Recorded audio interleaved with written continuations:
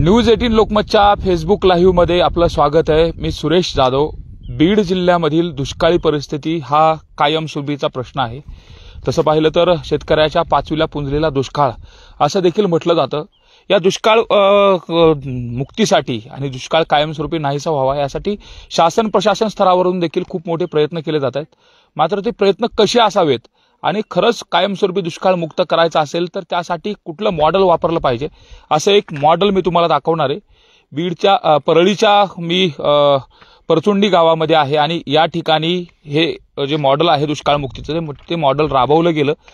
त्याचबरोबर इथं नदी पुनर्जीवनाचा प्रकल्प देखील राबवला गेला। तो कशा पद्धतीने आहे हे देखील आपल्याला पाहायचं आहे। आणि बीड सारख्याच जी दुष्काळी भाग असतील त्या दुष्काळी भागामध्ये जर तुम्हाला दुष्काळाशी सामना करायचा असेल तर काय उपाययोजना केल्या पाहिजेत हे देखील आपण समजून घेणार आहोत। मी त्या परचुंडी गावामध्ये आहे आणि ही पापनाशिनी नदी आहे। आपण माझ्या पाठीमागे आपण नदी पाहतोय। आता दुष्काळाच्या झळा या ठिकाणी देखील आहेतच। यावर्षी पर्जन्यमान कमी आहे। मात्र पर्जन्यमान कमी असताना देखील इथं वरचं जरी भूपृष्ठावरचं पाणी अशा पद्धतीने आटलेलं पाहायला मिळत असलं तरी भूगर्भातलं जर पाणी आपल्याला पाहायचं असेल तर इथं अवघ्या 15 ते 20 फुटावरती आपल्याला पाणी देखील पाहायला मिळणार आहे। नेमकी ही किमया या गावकऱ्यांनी साधली कशी? एकीकडे दुष्काळासाठी पिण्यासाठी पाणी नाही, पिण्यासाठीची उन्हान भटकंती सुरू आहे आणि अशा परिस्थितीमध्ये या गावकऱ्यांनी पाण्याच्या संदर्भामध्ये असं काय काम केलं आपण त्या गावकऱ्यांना विचारणार आहे। त्याचबरोबर ज्यांना हे सगळं या दुष्काळ मुक्तीसाठीचं जे काम केलं असे मयांक सर देखील माझ्यासोबत आहेत। सर, नेमकं ही कन्सेप्ट काय आहे, कशा पद्धतीने तुम्ही वर्क करताय आणि त्याचं फळ काय हातात आलंय? तर बघ, वर्ल्डमध्ये 96% पाणी आहे ते समुद्रामध्ये आहे आणि 4% जे जमीनवर आहे ते पण नदीमध्ये वाहून समुद्रामध्ये जातो। तो त्याला थांबवायची गरज आहे आणि आम्ही हा पापनाशी एकदम सुखी होती। हा परिसरात 8 वर्षामध्ये 6 दुष्काळ होते। असं परिस्थितीमध्ये एक्विफर इथे जे आहे खाली ते 160 फूट डीप आहे। तो आम्हालाही वाटलं की ते एक्विफरला आपण पाणी पोहोचायला पाहिजे आणि ते पाईपलाईन तिथे टाकली। एक 10 फूट बाय 10 फूटचा एक पिट बनवलाय आणि त्याच्यामध्ये सगळे डगर वगैरे टाकून फिल्टर तयार केलाय। मध्ये 6 इंचचा पाईप टाकलेला आहे जे नदीतून एक्विफर पर्यंत जात आहे आणि त्याच्यामध्ये फिल्टर आणि होल वगैरे करून हे तुम्ही पाहणार की 3 फूटच्या इथे डायाचा RCC पाईप आहे आणि त्याच्यामध्ये सेंटरमध्ये ते पाईप टाकलेला आहे आणि त्याच्यामध्ये होल झालेले आहे। तो जेव्हा नदी वाहतो बोरवेल केलेला आहे, म्हणजे बोरवेलच सांगा, इंजेक्शन वेल पण सांगू शकतो। हा पाणी खाली कसं पाठवणं हा एक आपला मुद्दा होता आणि इथे आता पाणी वाजतंय। आता बघा तुम्ही 15 फुटावर पाणी वाजतात। बाकीच्या पूर्ण एरियामध्ये 450-500 फूटवर पाणीच्या पातळी आहे, पण इथं 15 फूटवर आलंय। कसं आलंय?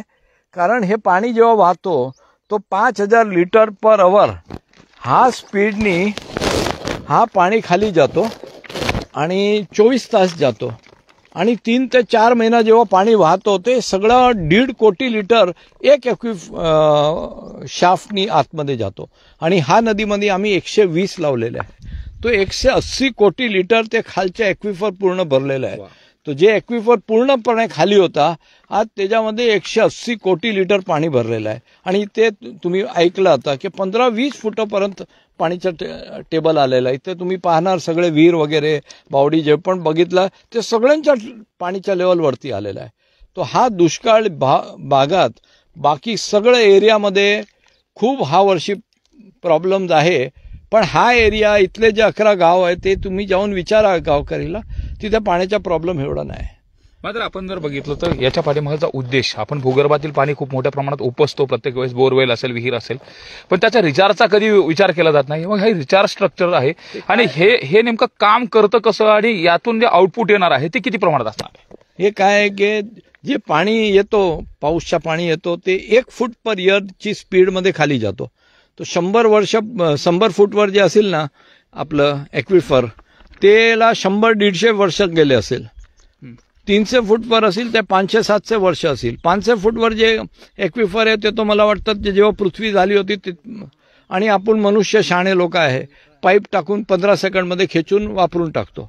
मला वाटलं असं 15 सेकंडमध्ये खेचतात, 15 सेकंडमध्ये परत का ना देत, म्हणजे असा पाईप टाकून एक्विफर पर्यंत कनेक्ट केला आणि जसं नदी फ्लो होतो ते सगळं पाणी खाली जातो आणि एवढं सगळे एक्विफर करून एवढा पूर्ण खालच्या एक्विफर भरून टाकलेला आहे तो हे तुम्ही पाहणार इथे पूर्ण ग्रीन झालेलं आहे. हे जे काम चालू आहे हे परळी असेल आणखी बीड जिल्ह्यामध्ये कुठं कुठं चालू आहे अशा पद्धतीने हे नवीन आता हे दुष्काळ मुक्तीसाठी अशा पद्धतीची उपाययोजना या अगोदर कधी पाहायला मिळालं नाही. हे वेगळं कसं सुचलं तुम्हाला? ते देवाला माहित आहे कसं सुजलं ते सगळं त्यांची जी कृपा आहे.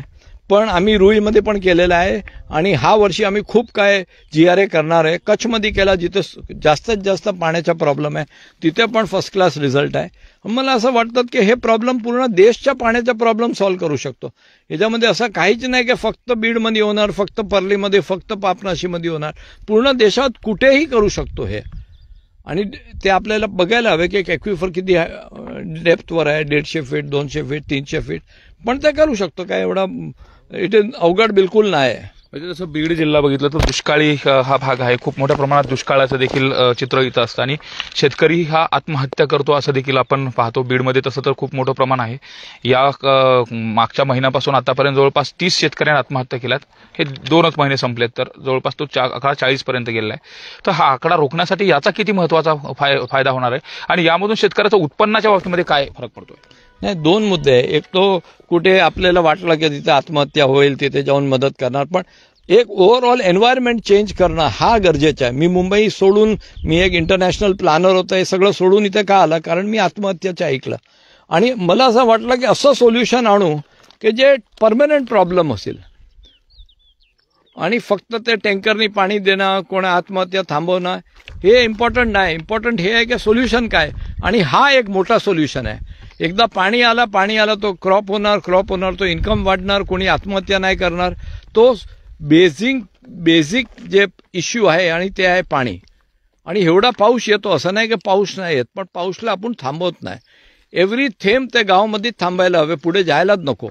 असं प्लॅनिंगमध्ये आम्ही हे काम केलेलं आहे आणि खूपच सक्सेसफुल झालेले आहे. किती गावांच्या संदर्भातला हा विषय केला गेला होता आणि त्यात काय आता आम्ही स्टार्टिंगमध्ये एक पापनाशी नदी घेतली आहे, तर पापनाशी 11 गावामधून पास होता आणि ते सगळ्या गावाला खूप फायदा झालेला आहे. आता हा वर्षी आम्ही दुसरे खूप काय नदीच्या काढलेलं आहे, तिथे आम्ही करणार आहे हे मॉडेल. एकदा सक्सेस झाला आहे, प्रूफ ऑफ कन्सेप्ट आला, एक मॉडेल तयार झालं. आता त्याला पुढे फक्त परळीमध्ये, फक्त बीडमध्ये नको, पूर्ण इंडियामध्ये हे होऊ शकतो. त्याला कसं स्केलअप करणं, कसं त्याला जास्तीत जास्त करणं, ह्याच्यावर आम्ही काम करतो. आता तुम्ही तर सांगितलेला जो प्रोजेक्ट राबवला गेलाय, माझ्यासोबत शेतकरी देखील आहेत.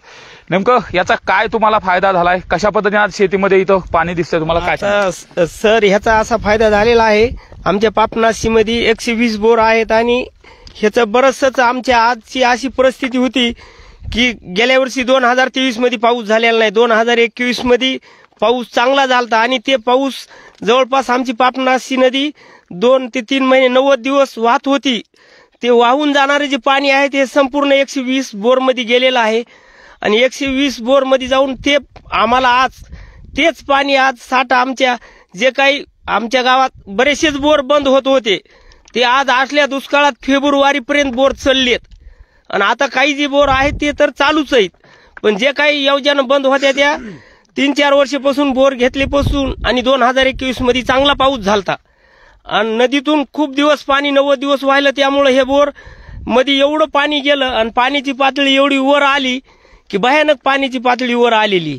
आता तुम्ही समोर बघितलं ना सर, आम्ही तर समजा काय म्हणताल, पण तुम्ही बघितलं ना 15 फुटावर पाणी आलेलं आहे. आता तुमच्या आसपासच्या गावामध्ये किती फुटावरती पाणी लागतं आणि आता तुमच्या गावाचा काय अनुभव आहे? नेमकं याचा काय बदल झाला? आता आमच्या गावाचा अनुभव आजचं सांगायचं तात्पर्य म्हणजे जे मी तुम्हाला सांगितलं की आमचे बोर बंद पडलेले होते आणि ते बोर आता सध्या फेब्रुवारी एंड पर्यंत चाललेत. आज फक्त उली पाणी यायले त्यांचे, जे काही बंद होते बोर योजना शेतकऱ्यांना. एवढा कठीण दुष्काळ आहे, यावर्षी पाऊस देखील खूप कमी झाला होता. यावर्षी किती वेळा वाहिली का वाहिलीच नाही? यावर्षी कसलंही आमच्या पापनाशीतून पाणी वाहिलेलं नाही, तरी पण आम्हाला सध्या पाणी एकदम चांगल्या पद्धतीचं आहे, विहिरीला आहे, बोरला आहे. अच्छा, नेमके पिकाचं काय याच्यामध्ये फरक पडतोय? काय कशा पद्धतीने? याच्यामध्ये पिकाचं जे आपण सोयाबीन किंवा जे कोरडवाहू पिकं घेत होतो त्याच्यापेक्षा आता आम्ही बागायती गेलो. आता माझीच फळबाग आहे या 2019 मध्ये लावलेली, तर ह्या रिचार्ज शाफ्टमुळे एवढा फायदा झालेला की जे डिसेंबरला बोर बंद पडायचे ज्या विहिरी 70-70, 80-80 फूट खोदून एक 2 मिनिटं सध्या मोटर चालत नाही, आज त्याच विहिरी 50 फुटाच्या आत खोदे आणि 20 फुटावर पाणी आहे. म्हणजे समोर आपल्याला हे बघायची जर असली तर समोरच म्हणजे इतक्यावरी पाणी आहे. आणि आज फेब्रुवारी झाला, मार्च चालू आहे, तरी पण बोरं चालू आहेत. जे बोरं 150-200 फुटावरचे बोरं 10 वर्षाखाली बंद होते ते आज चालू आहेत. माझ्या शेतातले 2 बोर आहेत की जे बंद होते, मोटर सगळं त्याच्यातलं काढलेलं होतं, आज बी चालू आहे. अच्छा बाबा, तुमच्या लहानपणी देखील तुम्ही पाहिला असेल, हे दुष्काळाचा भाग जर आपण पाहिलं तर तुम्ही दुष्काळाचा भाग पाहिला असेल ना, याच्या अगोदर 72चा दुष्काळ देखील तुम्ही पाहिला असेल, त्यावेळेस पाण्याची खूप मोठी अडचण होती. मात्र आता काय फरक झालाय, बदल झालाय का? पाणी कसं विहिरीला? झालाय, बदल झालाय. हा, मला बोलता येत नाही. पाणी किती आहे? पाणी सध्या विहिरीला हिरीला हाय सध्या पाणी फुलं आहे आणि फुलं आहे पाणी, हो. पिकं चांगले येतात. हो. काय परिस्थिती सध्या तुमची? आता सध्या पाण्याची काय एवढी अडचण जाणवत नाही. कारण का ऐका ना, मयंक सरांची ती आयडिया आणि गावाची सगळे सहमत, याच्यामुळं नदीचं खोदकाम झाल्यामुळं आणि त्याच्यामध्ये 120 बोर घेतलेला आहे त्यांनी, मयंक सरांनी. ते बोर, त्या बोरमध्ये पाणी प्रोप्लेशन झाल्यामुळं सध्या विहिरीला बोरला पाणी कतईच कमी पडत नाही. त्याचा फायदा खूप झाला गावाला आमच्या. जे ते मयंक सरांनी जी आयडिया काढली त्याचे आता बोर घेतलेत ना, त्या बोरमुळे खूप फायदा झालेला आमच्या गावाला. पिण्याच्या पाण्याची अडचण अजिबात नाही. तर सध्या काही नाही बघा, आणखी 1 महिना 2 महिने तर नाहीच पडत पाण्याचं. थोडक्यात पाणी भरपूर आहे सध्या विहिरीला, गावातल्या विहिरीला पाणी भरपूर आहे, सगळं बोरला पाणी चालले चांगले. आता इथून पुढे परिस्थिती काय होईल ते माहित नाही, पण आता सध्या परिस्थिती खूप चांगली आहे पाण्याची. आपण पाहतोय बाकी ठिकाणी बीड जिल्ह्यामध्ये बहुतांश ठिकाणी टँकर देखील सुरू केले गेलेले आहेत आणि टँकर सुरू केलेले असताना अशा परिस्थितीमध्ये या गावामध्ये एवढं पाणी असेल. मला नेमकी ही कन्सेप्ट समजून घ्यायची, हे आपण करतोय, हे अशा पद्धतीने करतोय का? भूगर्भातलं पाणी खूप मोठ्या प्रमाणात आपण तशी भूगर्भातली पातळी 2 मीटरनं खाली गेली अशी देखील आम्ही बातम्या दाखवल्या, न्यूज लोकमत त्या संदर्भात देखील दाखवलेलं होतं. तर याचा नेमका उद्देश काय आहे आणि भूगर्भातले जे साठे आहेत ते कसे रिचार्ज केले जातात?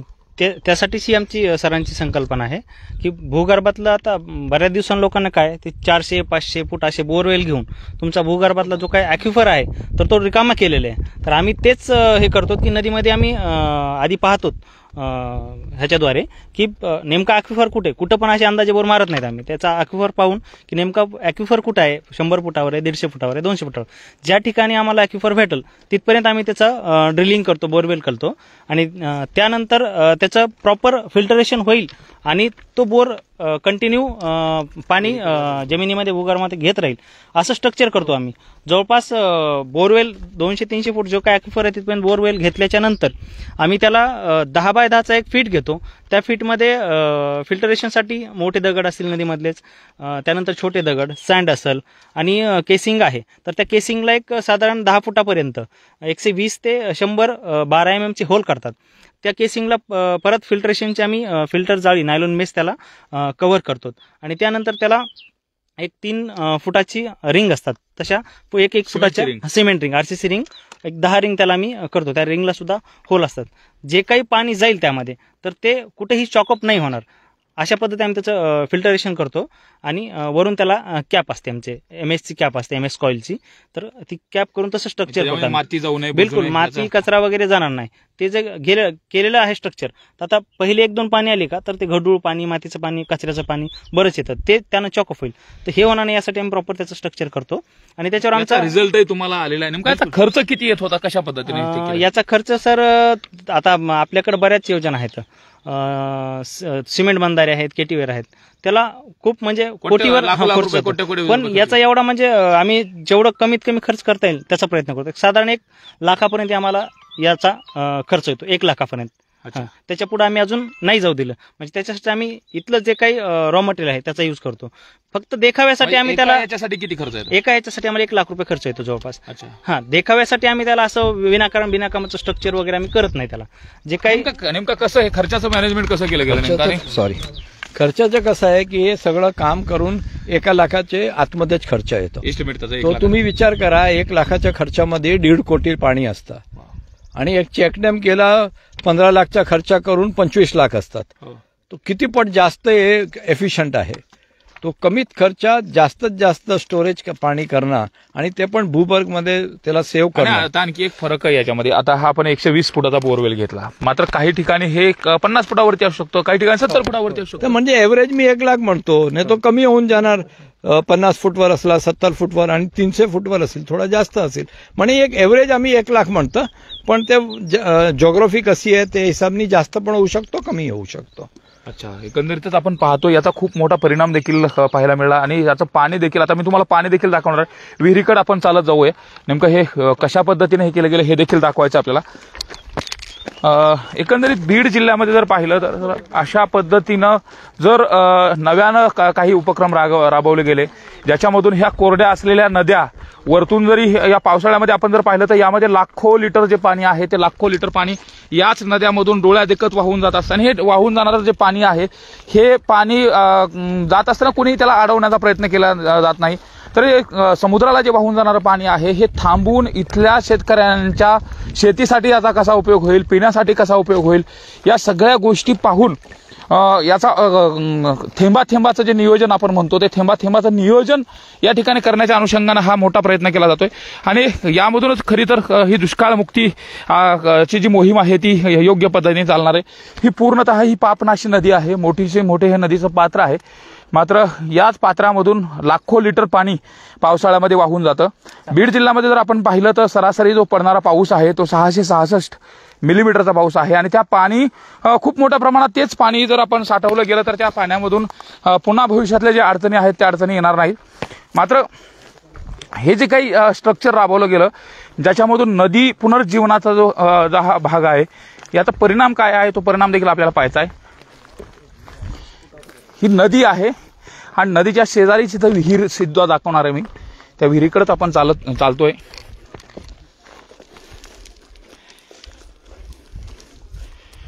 म्हणजे एखादा दुष्काळ मुक्तीसाठी केला गेलेला उपाय असेल, त्याचा उपचार असेल आणि त्याचा परिणाम देखील लगेच आपल्याला पाहायला मिळणार आहे. आता बीड जिल्ह्यामध्ये भीषण दुष्काळी परिस्थिती आहे.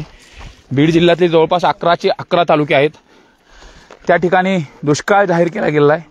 मात्र ही विहीर पाहतो आपण, या नदीच्या जवळचीच विहीर आहे आणि अवघ्या 15 ते 20 फुटावरती हे अशा पद्धतीनं मस्त पाणी देखील सुंदर पाणी पाहायला मिळतंय. म्हणजे हे जे काही पाणी आहे हे पाणी एवढ्या वरती असू शकतं का याच्यावरती विश्वास बसणार नाही. कारण ही विहीर या नदीच्या शेजारचीच आहे. जे स्ट्रक्चर बनवलं गेलं त्या स्ट्रक्चरचा फायदा अशा पद्धतीनं होतोय. आणि हे या परचुंडी गावातल्या प्रत्येक जे इथलची विहीर असेल, बोरवेल असेल, त्या बोरवेलला अशाच पद्धतीने माझ्यासोबत शेतकरी सुद्धा आहेत, त्यांना मी विचारणार आहे नेमकं अगोदर काय परिस्थिती आहे विहिरीची आणि आता काय परिस्थिती आहे. अगोदर मार्च एंडला किंवा फेब्रुवारीमध्ये हीच विहीर जी आहे ह्याच परिसरामध्ये तर 60-70 फूट खांदली तरी एक 5 मिनिटं पण मोटर चालत नव्हती. आज मार्च स्टार्टिंग चालू आहे तर आपण बघत आहोत की पाणी अक्षरशः कुठे 20 फुटापर्यंत पाणी आहे. हे 45 फूटच विहीर आहे आता, म्हणजे जास्त खोदी करायची गरज सध्या नाही. अच्छा, याच्या अगोदर किती खोल विहीर घ्यावे लागायची ना आता त्याचा नेमका बदल? याच्या अगोदरच्या विहिरी आहेत आपल्याकडे 60 फूट, 70 फूट, 65 फूट, पण त्या पण सिजनेबल चालतात. म्हणजे जास्तीत जास्त डिसेंबर पर्यंत, जानेवारी फेब्रुवारी त्या विहिरीला असंच पाणी आहे. अच्छा, आणि याच्यातून तुम्ही नेमकं कुठल्या काय काय पिकं घेतली, त्याचा पिकाचा खूप मोठा आता याच्यातून माझ्याकडं फळबाग आहे. पेरू काय होता आणि आता सध्या सीताफळ पण आहे. तर सीताफळच मला यावर्षी चांगल्या प्रकारे उत्पन्न निघालेलं आहे, जेणेकरून दुष्काळ असून सध्या बागायती जमीन व्यवस्थित जोपलेली आहे. गेले मात्र त्या लाखो रुपयाचा फायदा काय झाला, शासकीय योजना राबवल्या गेल्या इथं तसं पाहिलं तर